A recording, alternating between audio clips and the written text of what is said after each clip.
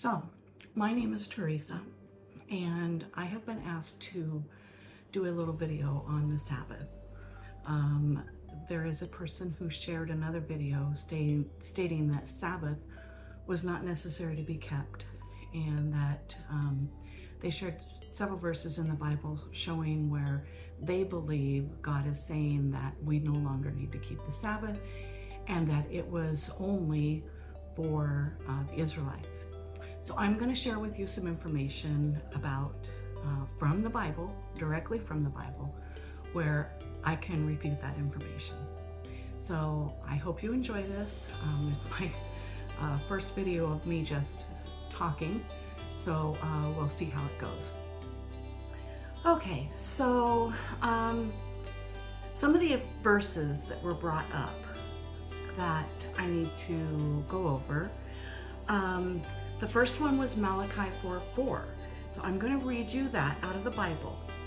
Remember the law of Moses, my servant, which I commanded him in Horeb for all Israel with statutes and judgments. So yes, they were telling, God was saying to remember the commandments that God gave Moses.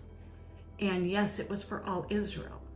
But later on, I will show you that it's more than just for all Israel, because the commandments were actually given, the Sabbath was given at creation. The second verse that I'm going to read is Exodus 31. Let me turn to Exodus 31. And he has verses 16 and 17. So it says here, therefore the children of Israel shall keep the Sabbath to observe the Sabbath throughout their generations as a perpetual covenant. It is a sign between me and the children of Israel forever. For in 6 days the Lord made the heavens, the earth, and on the seventh day he rested and was refreshed. So you have to remember that these children of Israel had been in captivity, in slavery, in Egypt. They were in Egypt for a little over 400 years. They had forgotten a lot of their rules. And so God was trying to remind them, to help them to remember a lot of things that God had told them. Now also, Moses was given ceremonial laws, feast, and different Sabbaths that we will talk about a little later. All right, the next verse he wants to use is Deuteronomy 5:15. So let me turn to Deuteronomy 5:15. And that one says, and remember when you were a slave in the land of Egypt, and the Lord your God brought you out from there by a mighty hand and by an outstretched arm. Therefore the Lord your God commanded you to keep the Sabbath day. The next verse says, honor your father and mother, as the Lord your God has commanded you, that your days may be long, and that it may be well with you in the land which the Lord your God is giving you. And then the next verse says, you shall not murder. Next verse says, you shall not commit adultery. So basically, this is the 10 Commandments being repeated over again. And yes, he is talking to the children of Israel at this time. But that doesn't mean that the law was only for the children of Israel. So let's continue. The next verse is Hosea. He uses Hosea 2:11. And that says, I will also cause all her mirth to cease, her feast days, her new moons, her Sabbaths, all her appointed feasts. So this verse is saying that God is going to cause all those to cease. The feast days, the new moons, her Sabbaths, all her appointed feasts. Well, there is something about that I will share in a little bit. But if you read this chapter is metaphorical. Hosea is a metaphorical chapter. God is basically talking, in this chapter 2 is entitled God's Unfaithful People. So when you are, you leave God and you decide not to follow him, God is considering it adultery, because you're following after other gods, not him. And so that's why he's using this in this chapter about God's unfaithful people. And in a little bit, I will again talk about the feast days, the new moons, and the Sabbaths. So that's going to come in a little bit. The next one is Lamentations 2, verse 6. And let me find that one here. He has done violence to his tabernacle as if it were a garden. He has destroyed his place of assembly. The Lord has caused the appointed feast and Sabbaths to be forgotten in Zion. In his burning indignation, he has spurned the king and the priest. Now that's another interesting one, talking about the appointed feasts and Sabbaths are to be forgotten in Zion. Well, I'll share something with you on that one too, because in Zion, if you read the rest of this chapter, it's talking about how God is angry at Jerusalem for not following him. And also this has a application to the new earth about the Sabbath as well. Okay, so the next one that he quoted was Matthew 12:12. So let's go there. Matthew 12:12 says, "Oh, how much more value then is a man than a sheep? Therefore it is lawful to do good on the Sabbath day." Okay, so we have to remember that once Israel was punished by being taken into captivity by the Babylonians, and they were in captivity for 70 years, if I remember correctly, and they were then brought back, and there was some struggles for them to get back into, what they were, and they ended up being ruled by the Romans.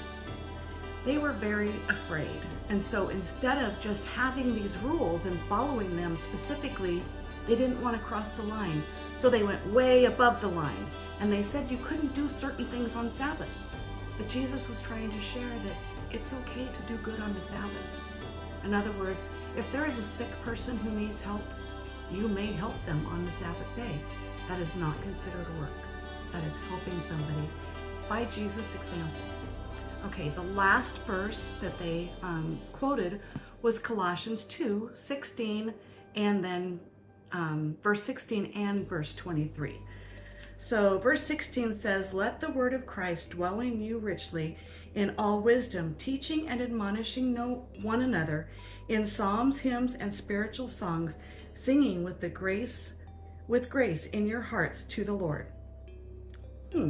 Okay, so wait, that doesn't quite match what it is. I'm sorry. 2:16, I was reading 3. I apologize. Okay, let's go to 2:16. "So let no one judge you in food or in drink or regarding a festival or a new moon or Sabbath." So if we go back to the beginning of Colossians, what are they speaking about? What are they actually talking about? And starting in verse 11, they're actually talking about not legalism, but Christ. So people were thinking that all the Gentiles who were becoming Christians needed to be circumcised, and they needed to do all the things that the Jews used to say that had to be done, that Christ did away with at the cross. So again, we cannot just take one verse and say, this is what it means. Okay, so now that we've heard the text that I'm going to refute by saying that you cannot just take a single text in a chapter and say, oh, this is exactly what God means. You need to take God's entire word. If you're going to believe the Bible, this word of God, if you're going to believe it, you need to believe all of it, and you need to read all of it. You can't just take one part of it. All right, so what is the Sabbath, and why do we need to keep the Sabbath? Well, let's look at Genesis 2:2 and 3. "And on the seventh day, God ended his work which he had done, and he rested on the seventh day from all his work which he had done. Then God blessed the seventh day and sanctified it, because in it he rested from all his work which God had created and made." So, at the end of creation work, God wasn't tired. but he set aside a special day, a special time for his people to spend with him. And he knew that his people would need that time because of stress in the world, all the things, being busy. He gave them the Sabbath as a release valve, a protection against the demands of life. So was the Sabbath only for the Jews?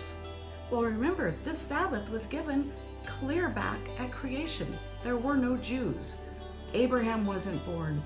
Isaac wasn't born. Jacob wasn't born. So there was no Jewish nation. This is the very beginning. Adam, Eve, and all their children, and on down the line. To Noah, and then after the flood, then Abraham came along. Okay, so here in Mark, the book of Mark, chapter 2, verse 27, the Sabbath was made for man. So God created the Sabbath day for the entire human race. Man as in human. God made it for humanity, and he intentionally and thoughtfully made the Sabbath as a gift for us. A gift for us to rest and spend the day with him. And that's what he wanted it. So how important is Sabbath? Well, if you look up Exodus 20, verse 8, it's the fourth commandment. Remember the Sabbath day to keep it holy. It's the only of the 10 commandments that God says remember. He really wants us to remember this day. All right, so one second here. All right, so why did God give us the Sabbath again? So how is the Sabbath day important to our daily experience with God? Exodus 20, verse 11. For in 6 days the Lord created the heavens and the earth, the sea and all that is in them, and rested the seventh day. Therefore the Lord blessed the Sabbath day and hallowed it. All right, so the seventh day Sabbath is a memorial of God's creative power. In the beginning, God created the heavens and the earth, Genesis 1:1. The Sabbath is a forever reminder of God's work in creation. It tells us that the world was purposely made by a loving creator who prepared a beautiful world for us to enjoy. And so the Sabbath is a really, really special gift. But what else does the Sabbath tell us about our relationship with God? Let's read Ezekiel 20, verse 12. Okay, so that one says, moreover, I also gave them my Sabbaths to be a sign between them and me. Now, this is still talking about the Israelites, but it also applies to the Gentiles, which is everybody who is not an Israelite, that they might know that I am the Lord who sanctifies them. God is the one who can make us holy. Without him, we're nothing. So we need the Holy Sabbath day for that reason alone. So did Jesus keep the Sabbath? Of course he did. He was a Jew. He was an Israelite. And so in Luke 4, verse 16, it says, so he came to Nazareth where he was brought up, and as was his custom, he went into the synagogue on the Sabbath day. Okay, so just like Adam, Abraham, Isaac, Moses, and all the early church, they kept the seventh-day Sabbath every week. It was his custom to do it. So we know that the seventh day is Saturday. All you have to do is look at your calendars for that. Did Jesus change the Sabbath day when he died on the cross? No. Matthew 5:17 and 18 says, do not think that I came to destroy the law or the prophets. I did not come to destroy, but to fulfill. For assuredly, I say to you, till heaven and earth pass away, not one jot or one tittle will by no means pass from the law until it is fulfilled. Well, we're still on this earth, so heaven and earth have not passed away. Jesus himself said he did not come to destroy the law, but to fulfill it. And so I had to look up what one jot and one tittle meant, because that is obviously Hebrew. And so a jot is the smallest letter in the Hebrew language. A tittle is even smaller than that. It's just a small mark. So not one letter or mark from God's law is going to be changed until heaven and earth passes away. That means we will be in heaven, and the law is still going to be carried. So nobody can change God's law. In Deuteronomy, God says that we are not to take one word out of the law, or we are not to add one word to the law, to his word. We cannot take away anything from the Bible, and we can't add anything to the Bible. There's pretty bad things will happen if we do that. That is not okay. Now, did Jesus intend the Sabbath to be kept after he died? Well, look at this. Matthew 24:20. And pray that your flight may not be in the winter or on the Sabbath. Now, Jesus is talking about after he died, went back to heaven, that Jerusalem was going to be destroyed. And he gave them instructions on what to do. When they saw this certain sign, they were to leave. They were not to even go back into their house to get a coat or anything. They were just to flee where they were, just leave. And he asked them to pray that their flight may not be in the winter or on the Sabbath. Now, Jesus is already in heaven. So, of course, Sabbath was still meant to be kept in his words. These are his words. So did the early Christian church keep the Sabbath day after Jesus died? Yes, they did. Let's read Acts 13:42 through 44. So when the Jews went out of the synagogue, the Gentiles' law begged that these words might be preached to them the next Sabbath. Now when the congregation had broken up, many of the Jews and devout proselytes followed Paul and Barnabas, who, speaking to them, persuaded them to continue in the grace of God. On the next Sabbath, almost the whole city came together to hear the word of God. So these are the Gentiles. Paul, who we know actually persecuted the Christians at first when his name was Saul. He saw Jesus on the road to Damascus and became a Christian and followed Jesus. So Paul and Barnabas were missionaries, and they were to the Gentiles, and they were teaching them on the Sabbath day. So yes, the disciples of Christ were still following the Sabbath day after he died, long after he died and went to heaven. Right, some people say it doesn't really matter what day we follow, what day we keep the Sabbath. If I keep it Sunday, it's not going to really matter. God doesn't care.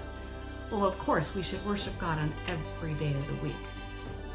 But let's see what the Bible says. Exodus 20, verse 10. The seventh day is a Sabbath of the Lord your God. God specifically specified the day that we are to keep as a Sabbath. Okay, so it's the seventh day. The fact that it isn't possible to keep any other day holy because the seventh day is the only day that is holy. We can't make anything holy.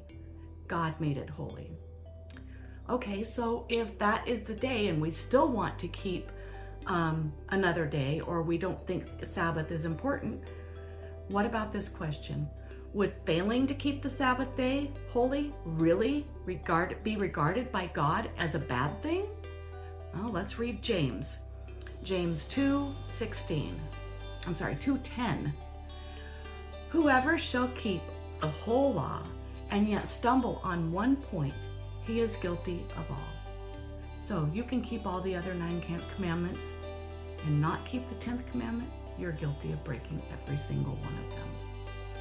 So yes, it is very important to worship on the Sabbath day and keep it holy. Does God want his people living in earth's last days to keep the Sabbath day? He does. Revelation 14:12. Here is the patience of the saints. Here are those who keep the commandments of God and the faith of Jesus. We should be preparing for eternity by keeping God's Sabbath day and following his words in the Bible. In fact, he says in John 14:15, if you love me, keep my commandments. In another place he says, keep my commandments as I have kept my Father's commandments. So he wants us to keep the commandments. What about all the other Sabbaths that we're talking about? Okay. You have to remember that in Leviticus, Moses, after the children of Israel came out of Egypt, they were given a lot of ceremonial feast days. They were given new moons. They were given yearly Sabbaths for specific things. Those all pointed forward to Jesus, the Lamb of God, who took away the sins of the world. So when Jesus died on the cross, those Mosaic laws, the ceremonial laws, the yearly Sabbaths, the new moon things, those are all done away with. But we are still to keep the weekly Sabbaths. That is something that started at creation, and it has not gone away. So in a world where most people do not keep the seventh day, what should a person do? Should you also keep Sunday just because everybody else does? Well, let's see what Acts says. Acts 5:29. We ought to obey God rather than man. Irrespective of the views of the majority of Christianity, we are called by God to follow Christ and not to follow the other Christians. That is very important. Will Sabbath day be kept throughout eternity? Absolutely. Isaiah had a prophecy. Isaiah 66:22 and 23. For as the new heavens and the new earth, which I will make, shall remain before me, and it shall come to pass from one new moon to another, and from one Sabbath to another, all flesh shall come to worship before me, says the Lord. All flesh is going to come worship before God after the new earth is created and the new heavens. We are going to follow him no matter what. So that is something I wanted to share, and I hope that I shared it clearly enough. Anybody can make comments, but we need to take the whole Bible, not just part of it. Have a blessed day. Bye.